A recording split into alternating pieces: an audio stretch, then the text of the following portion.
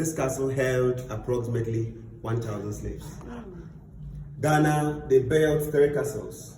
This one is the first one. The name is St. George's Castle or Elmina Castle. This one was built by the Portuguese in 1482. There is another castle in Accra, the capital city. We call it Osu Castle or Christiansborg Castle. Those from Denmark built it in 1661.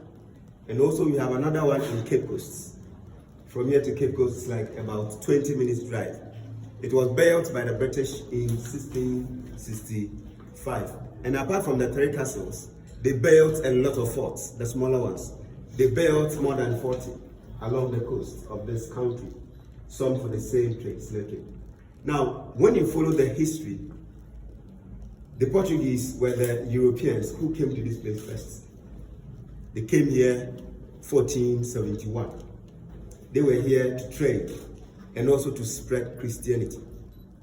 They were here for gold, ivory, spices, local textiles, and many more. When the Portuguese were coming, they brought guns, gunpowder, tobacco, alcoholic beverages, even mirror. They brought mirror in exchange of gold from the locals. And they were getting a lot of gold at that time. Therefore, they were interested in gold trade more than any other commodity. That is why the Portuguese named this place Elmina.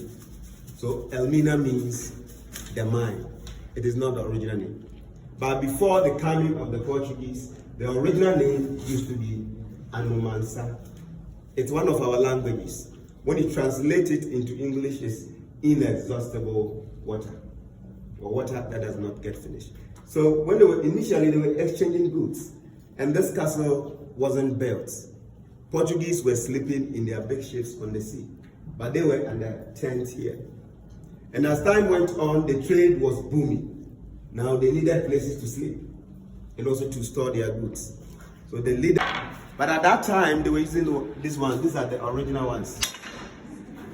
Iron bar, so no one will get a chance to escape.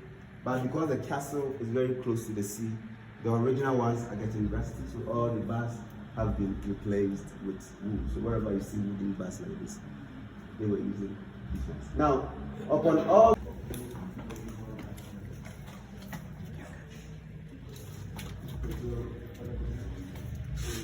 some of them could not trace their origin because they were from long distances.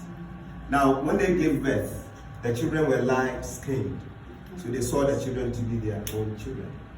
Later, they built houses outside the castle for the pregnant women, and then they brought the children here.